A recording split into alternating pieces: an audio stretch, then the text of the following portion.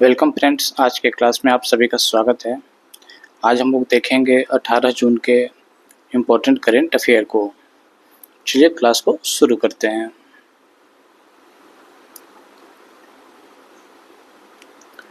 पहला प्रश्न है, 2026-27 में आयोजित की जाने वाली राष्ट्रीय जनगणना की संख्या कौन सी है? तो ये है दोस्तों 16वीं। ये जो आगामी जनगणना होने वाली है, ये 16वीं जनगणना होने वाली है। सरकार ने औपचारिक रूप से घोषणा किया है कि भारत की 16वीं जनगणना 2 चरणों में किया जाएगा, जिससे देश में अधिकांश हिस्सों के लिए संदर्भ तिथि 1 मार्च 2027 है। लेकिन जहां वैसे जगह है जहां लद्दाख, जम्मू कश्मीर, हिमाचल प्रदेश, उत्तराखंड ऐसे जगहों पे जहां ठंड के दिनों में बर्फबारी होती है, दूर दराज के क्षेत्रों के लिए 1 अक्टूबर 2026 निर्धारित की गई है। तो लद्दाख, जम्मू कश्मीर, हिमाचल प्रदेश और उत्तराखंड को छोड़कर बाकी जगहों पे जो तिथि तय की गई है वो 1 मार्च 2027 की गई है। और इन जगहों पे लद्दाख, जम्मू कश्मीर और हिमाचल प्रदेश में और उत्तराखंड में 1 अक्टूबर 2026 ये निर्धारित की गई है। तो आप ये दोनों डेट याद रखेंगे, आगामी परीक्षाओं में ये प्रश्न पूछे जा सकते हैं। ये बहुत महत्वपूर्ण टॉपिक है, तो इसको आप लोग ध्यान रखेंगे। अगला प्रश्न है, हाल ही में यूनाइटेड किंगडम ने किस देश की नौसेना के साथ उत्तरी अटलांटिक सागर में पासेक्स अभ्यास का आयोजन किया है? तो इसका उत्तर हो जाएगा भारत। इसका सही उत्तर हो जाएगा भारत, यानी कि इंडिया। पासेक्स का मतलब मित्र देश की नौसेनाओं के बीच संयुक्त नौसैनिक अभ्यास होता है, जब वे तैनाती के दौरान एक दूसरे से होकर पास करती है, यानी कि गुजरती है।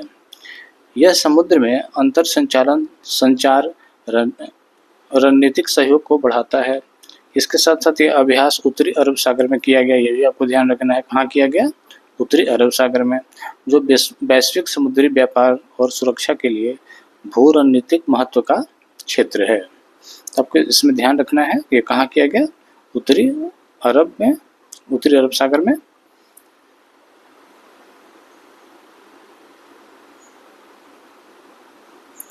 अगला प्रश्न है, हाल ही में इसरो के पूर्व अध्यक्ष एस सोमनाथ को किस निजी विश्वविद्यालय का कुलाधिपति नियुक्त किया गया है? तो इसका उत्तर हो जाएगा चाणक्य विश्वविद्यालय बेंगलुरु। ऑप्शन सी हमारा यहाँ पर सही उत्तर हो जाएगा। डॉक्टर सोमनाथ का जन्म जुलाई 1963 में हुआ था। ये एक भारत के एरोस्पेस इंजीनियर हैं, जिन्होंने भारतीय अंतरिक्ष अनुसंधान संगठन इसरो के अध्यक्ष के रूप में कार्य किया था।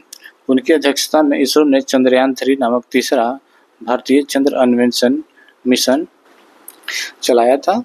विक्रम नामक लैंडर और प्रज्ञान नामक रोवर 23 अगस्त 2023 को 6:04 पर चंद्रमा के दक्षिणी ध्रुव पर उतरा था, जिससे भारत चंद्रमा के दक्षिणी ध्रुव पर सफलतापूर्वक अंतरिक्ष यान उतारने वाला पहला देश और चंद्रमा पर सॉफ्ट लैंडिंग का प्रदर्शन करने वाला चौथा देश बन गया था। तो ये इन्हीं की अध्यक्षता में ये हुआ था। तो डॉक्टर सोमनाथ को अब एक निजी विश्वविद्यालय का कुलाधिपति नियुक्त किया गया है, ये आप ध्यान रखेंगे। चलिए आगे देखते हैं। अगला प्रश्न है, 2025 में 11वें अंतर्राष्ट्रीय योग दिवस के लिए राष्ट्रीय मेजबान के रूप में किस शहर को चुना गया है? तो इसका उत्तर हो जाएगा विशाखापत्तनम। ऑप्शन बी हमारा यहाँ पर करेक्ट आंसर हो जाएगा। आंध्र प्रदेश के तटीय शहर विशाखापत्तनम को 21 जून 2025 को आयोजित होने वाले 11वें अंतर्राष्ट्रीय योग दिवस के लिए राष्ट्रीय मेजबान के रूप में चुना गया है। यह आयोजन IDY यानी कि इंटरनेशनल डे ऑफ योगा के 10 साल पूरे होने का प्रतीक है। विशाखापत्तनम का चयन इसके बुनियादी ढांचे की तैयारी, सुंदर तटरेखा और देश के व्यापक कल्याण अभ्यास के रूप में योग को बढ़ावा देने के लिए रणनीतिक महत्व को दर्शाता है। तो ये आपका इंटरनेशनल योगा डे का 10 साल पूरा हो गया, ये भी आप ध्यान रखेंगे। और इसका जो आयोजन किया जा रहा है ये विशाखापत्तनम इस बार किया जा रहा है। वैसे तो ये सभी जगहों पे किया जाएगा, लेकिन राष्ट्रीय मेजबान के रूप में भारत में जो शहर चुना गया है वो विशाखापट्टनम को चुना गया है। अगला प्रश्न है, यूनाइटेड किंगडम की विदेशी खुफिया एजेंसी MI6 की पहली महिला प्रमुख के रूप में किसे नियुक्त किया गया है? तो इसका उत्तर हो जाएगा ब्लेज मैट्रेवेली। ऑप्शन ए हमारा सही उत्तर हो जाएगा।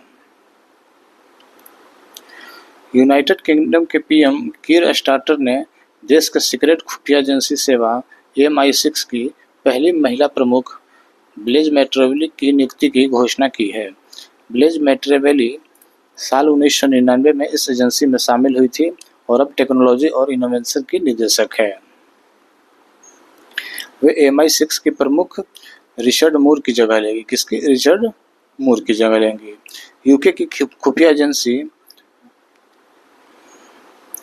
MI6 के 116 साल के इतिहास में पहली बार एक महिला को इस प्रमुख के रूप में नियुक्त किया गया है। तो ये इसलिए इम्पोर्टेंट है क्योंकि पहली बार महिला इस पद पे बैठी है।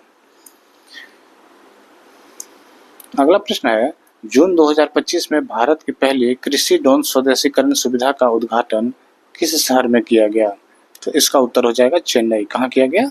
चेन्नई में। ऑप्शन सी हमारा यहाँ पर करेक्ट आंसर हो जाएगा। 14 जून 2025 को केंद्रीय मंत्री कमलेश पासवान ने चेन्नई में भारत की पहली कृषि ड्रोन स्वदेशीकरण सुविधा का उद्घाटन किया, जिसे गरुड़ एयरो स्पेस द्वारा विकसित किया गया है। 35,000 वर्ग फीट पर यह सुविधा मानव रहित हवाई प्रणालियों के डिजाइन, निर्माण और परीक्षण पर केंद्रित है, जिसका लक्ष्य 2026 तक 1 लाख ड्रोन उत्पादन करना है। इन पहलों का उद्देश्य ग्रामीण रोजगार को बढ़ावा देना है, ड्रोन आधारित कृषि को बढ़ावा देना है। इसके साथ साथ ड्रोन नवाचार और आत्मनिर्भर प्रौद्योगिकी विकास में वैश्विक नेता के रूप में भारत की स्थिति को और सुदृढ़ करना है, मजबूत करना है। अगला प्रश्न है, विश्व मगरमच्छ दिवस कब मनाया जाता है? तो इसका उत्तर हो जाएगा 17 जून। ऑप्शन सी हमारा यहाँ पर करेक्ट आंसर हो जाएगा। हर वर्ष 17 जून को दुनिया भर में विश्व मगरमच्छ दिवस मनाया जाता है। यह दिवस विशेष रूप से मगरमच्छों और उनके जैसे अन्य सरीसृपों की सुरक्षा, संरक्षण और जागरूकता के लिए मनाया जाता है। मगरमच्छ अनुसंधान परिषद ने बेलीज चिड़ियाघर के साथ मिलकर विश्व मगरमच्छ दिवस की शुरुआत की थी। तो किसके साथ की थी? बेलीज चिड़ियाघर के साथ मिलकर।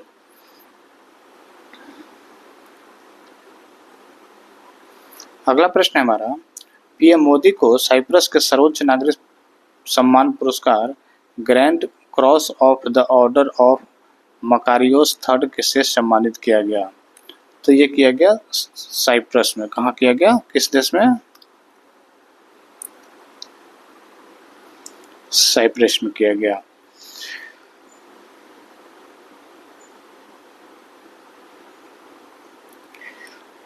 प्रधानमंत्री नरेंद्र मोदी को साइप्रस के सर्वोच्च नागरिक पुरस्कार grand cross of the order of Makarios III से सम्मानित किया गया है। ये कनाडा जाने से पहले प्रधानमंत्री मोदी साइप्रस के दौरे पे थे, इन्हें वहाँ का सर्वोच्च नागरिक पुरस्कार दिया गया है। साइप्रस के राष्ट्रपति निकोस क्रिस्टोडोलिडीज, ये नाम आप याद रखेंगे क्योंकि यहाँ गए हैं, तो हो सकता है कि ये प्रश्न आगामी परीक्षाओं में पूछा जा सके। निकोसिया में साइप्रस के राष्ट्रपति निकोस क्रिस्टोडोलिडीज ने निकोसिया में राष्ट्रपति भवन में एक विशेष समारोह के दौरान PM मोदी को यह पुरस्कार प्रदान किया। साइप्रस के पहले राष्ट्रपति आर्कबिशप मकरोस III के नाम पर यह पुरस्कार दिया जाता है।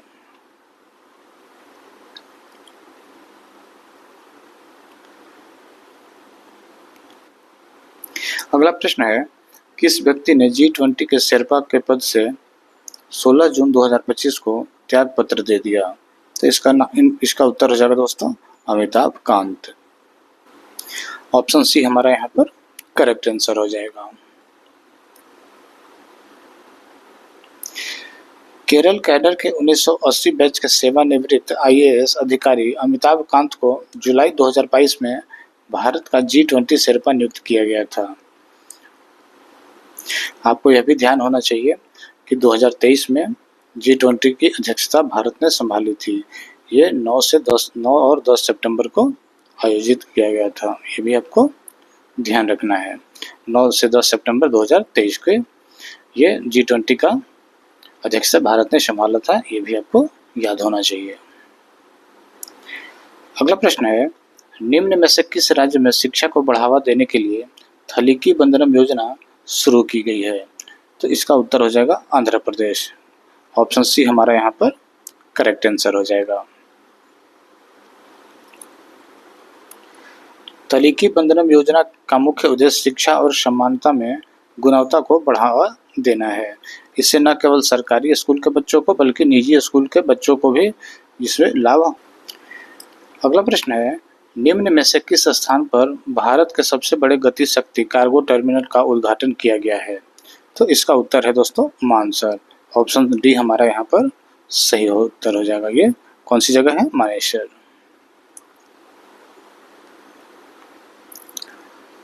गुरुग्राम के मानेसर में मारुति सुजुकी प्लांट में देश का सबसे बड़ा गति शक्ति मल्टी मॉडल कार्गो टर्मिनल का शुरुआत हुआ है। रेल मंत्री अश्विनी वैष्णव और मुख्यमंत्री नायब सिंह सैनी ने संयुक्त रूप से मालगाड़ियों को रवाना किया है। 45 एकड़ में बने इस टर्मिनल से हर साल 4.5 लाख कारें भेजी जाएगी, जिससे सड़कों पर ट्रैफिक कम होगा और प्रदूषण घटेगा। तो आपको ध्यान रखना है, ये कहाँ है? गुरुग्राम के मानेसर में इसका शुरुआत किया गया है।